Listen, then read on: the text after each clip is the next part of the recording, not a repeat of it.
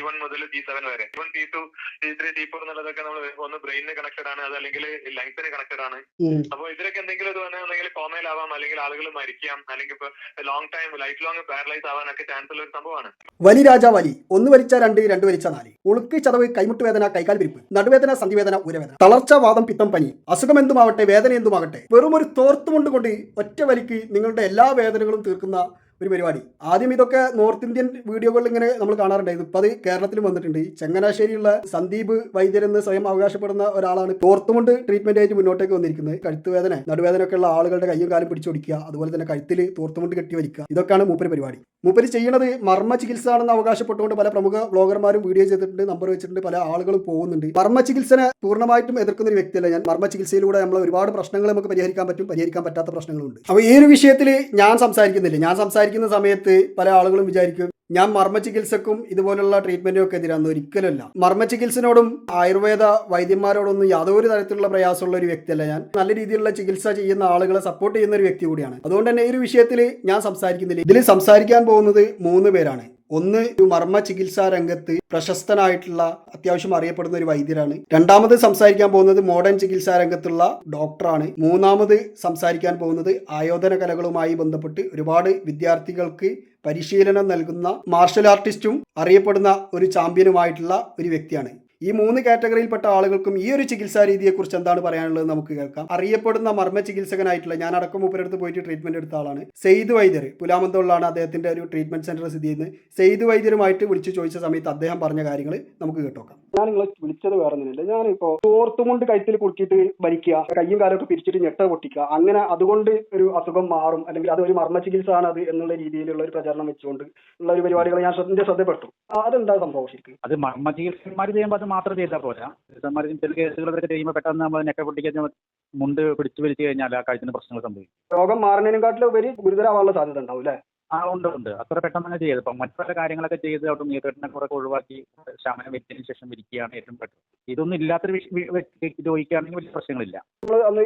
ഞാൻ അന്ന് വന്ന സമയത്ത് അന്ന് കറക്റ്റ് മസാജും കാര്യങ്ങളൊക്കെ ചെയ്ത് ബോഡി കറക്റ്റ് സ്റ്റിമുലേറ്റ് ചെയ്ത് നല്ല രീതിയിൽ മസാജ് ചെയ്ത് മർമ്മം വരുന്ന ഭാഗങ്ങളിലൊക്കെ നിങ്ങൾ വന്നിട്ട് ഞൊണ്ടി പിഞ്ഞി.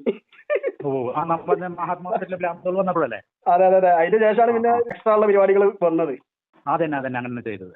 കാര്യം പിടിച്ച് ഒന്ന് മടക്കി ഇതാക്കി കാര്യങ്ങളൊക്കെ ചെയ്തിട്ടുണ്ട്. തുടക്കത്തിൽ തന്നെ അവസാനം ചെയ്യുന്ന പരിപാടി ചെയ്ത് കഴിഞ്ഞാൽ എന്തായിരിക്കും സംഭവിക്കാന്നുള്ള ഞാൻ ചോദിക്കുന്നത്.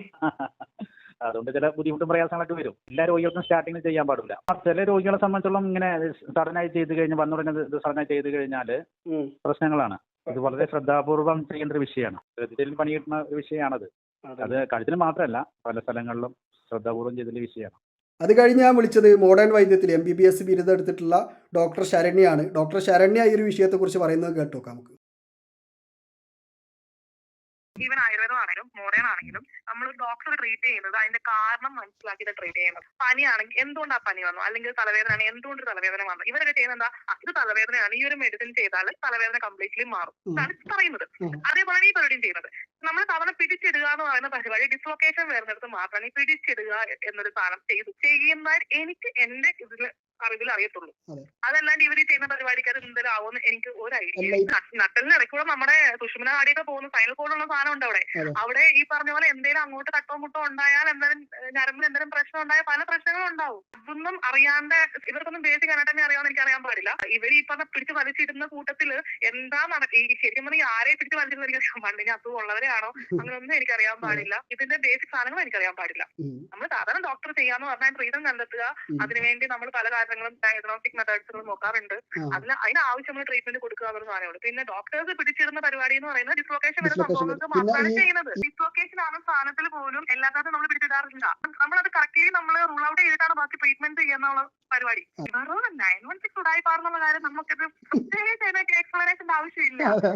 അത് ഇവർക്ക് അതിനകത്ത് ബേസിക് ക്വാളിഫിക്കേഷൻ അത് ഉണ്ടാകത്തില്ല, അല്ലെങ്കിൽ ഈ പറഞ്ഞ അനാട്ടമി ഒന്നും അറിയത്തില്ല, അല്ലെങ്കിൽ സ്കൂൾസിൽ പോലും പോലുള്ള ബേസിക് ആയിട്ടുള്ള സാധനങ്ങൾ അറിയാമെന്ന് എനിക്ക് അറിയാൻ പാടില്ല. പിന്നെ ആൾക്കാർക്ക് ഈ പറഞ്ഞ പോലെ ഡോക്ടേഴ്സ് എല്ലാം മരുന്ന് മാഫിയാണ്.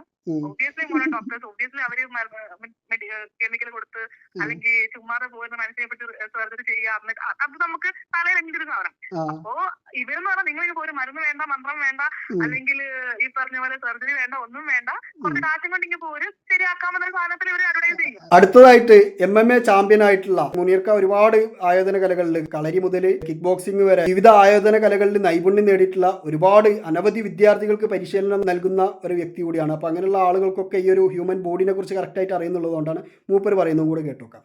എനിക്ക് പറയാനുള്ളത്, ഞാൻ ആധികാരികമായിട്ട് എനിക്ക് പറയാൻ ഇതിനെ കുറിച്ച് ഞാൻ ആളല്ല. കഴുത്തിൽ കയറ് കെട്ടി വലിക്കാന്ന് പറഞ്ഞാൽ ഇതിപ്പോ സെർവിക്കൽസ് എന്നാണ് അതിനെ നമ്മൾ പറയാം. വൈദ്യശാസ്ത്രം പറയുന്നത് എന്താണെന്ന് വെച്ചാൽ നമ്മൾ നോർമലി പറയുന്നത് സെർവിക്കൽ 7 ബോൺസ് എന്നാണ് അതിൽ പറയുന്നത്. ആ 7 ബോൺസ് എന്ന് പറഞ്ഞാൽ 7 ബോൺസ് ഭയങ്കര ഇമ്പോർട്ടൻസ് ആണ്. T1 മുതൽ T7 വരെ, T1 T2 T3 T4 എന്നുള്ളതൊക്കെ നമ്മൾ ഒന്ന് ബ്രെയിനിന് കണക്റ്റഡ് ആണ്, അത് അല്ലെങ്കിൽ ലങ്സിന് കണക്റ്റഡ് ആണ്. അപ്പോൾ ഇതിലൊക്കെ എന്തെങ്കിലും ഇത് വന്നെങ്കിൽ കോമയിലാവാം, അല്ലെങ്കിൽ ആളുകൾ മരിക്കാം, അല്ലെങ്കിൽ ഇപ്പൊ long time life long paralyse ആവാനൊക്കെ chance ഉള്ള ഒരു സംഭവമാണ്. ഇപ്പം കൈറോ അല്ലെങ്കിൽ മറ്റുള്ളതെല്ലാം വരുമ്പോൾ തെറാപ്പി ഇതെല്ലാം വരുമ്പോൾ സയൻസ് അതിനെ എതിർക്കുന്നുണ്ടെങ്കിലും ചിലതിനെ കൊണ്ട് ഗുണമുണ്ട്. അതേ സ്ഥാനത്ത് നമ്മൾ ഒരു പൂർണ്ണമായിട്ടുള്ള ഒരു വിശ്വാസ്യത ഉണ്ടാക്കാൻ പറ്റില്ല. പക്ഷെ അത് ഒരുപാട് ആളുകൾക്ക് എന്താ പറയാ റിസൾട്ട് ഉണ്ട് എന്നുള്ളതാണ് ഒരു യാഥാർത്ഥ്യം. മർമ്മ തെറാപ്പിയിൽ വരുന്നപ്പോൾ ഡിസ്ക് പഞ്ചനത്തിനൊക്കെ വരുന്നതിൽ ഒരുപാട് ആളുകൾക്ക് റിസൾട്ട് ഉണ്ട്. ഈ നട്ടലിനെ കുറിച്ച് എന്ത് നമ്മൾ ചെയ്യുമ്പോഴും കൃത്യമായിട്ട് ചെയ്തിട്ടില്ലെങ്കിൽ അത് പണി കിട്ടാൻ ചാൻസ് കൂടുതലാണ്. പിന്നെ അത് ആളുകൾ സ്വയം റിസ്ക് എടുത്തു അല്ലെങ്കിൽ അതിന്റെ റിസൾട്ടും ഇത് ഇതാക്കിയിട്ട് ചെയ്യുമ്പോൾ അതിന്റെ പിന്നെ അതിന്റെ പക്ഷെ ഞാനിതുവരെ ചെയ്ത് നോക്കിയിട്ടില്ല. ഞാൻ സ്വതവേ നട്ടലിൽ ഒരു മസാജ് പോലും ചെയ്യാൻ സമ്മതിക്കാത്ത ഒരാളാണ്. കാരണം അത് ആ ഒരു രീതിയിൽ, കാരണം അത് ഭയങ്കര ഒരു ഇതാണ്, നമ്മൾ ആവശ്യമില്ലാത്ത റിസ്ക് എടുക്കണ്ടല്ലോ. കേട്ടില്ലേ നിങ്ങൾ? ഈ ഒരു 3 വ്യക്തികളും ഒരേപോലെ പറയുന്നത് എന്താണെന്ന് വെച്ചാൽ ശാസ്ത്രീയമായിട്ടല്ലാത്ത രീതിയിൽ ഈ വിഷയങ്ങൾ ചെയ്യുന്ന സമയത്ത് നിങ്ങൾക്ക് വലിയ ബുദ്ധിമുട്ടുകൾ ഉണ്ടാവാൻ സാധ്യത ഉണ്ടെന്നുള്ളത്. അപ്പോൾ കണ്ട വ്ളോഗർമാരുടെ വ്ളോഗുകളും കാര്യങ്ങളും ഒക്കെ കണ്ടിട്ട് ഇവിടെ പോയാൽ നിങ്ങൾ വേദന മാറും ഇത് മാറും എന്നൊക്കെ പറഞ്ഞു പോയി കഴിഞ്ഞാൽ ചിലപ്പോൾ വേദനയേക്കാൾ വലിയ ദുരിതത്തിലേക്കായിരിക്കും ഇങ്ങനെയുള്ള വിഷയങ്ങൾ പോവുക. തീർച്ചയായിട്ടും ഇങ്ങനെയുള്ള ഉഡായിപ്പ് ചികിത്സാ രീതികളിൽ പോയിട്ട് തലവെക്കാതിരിക്കുക എന്ന് മാത്രം ഓർമ്മിപ്പിച്ചുകൊണ്ട് നിർത്തണം.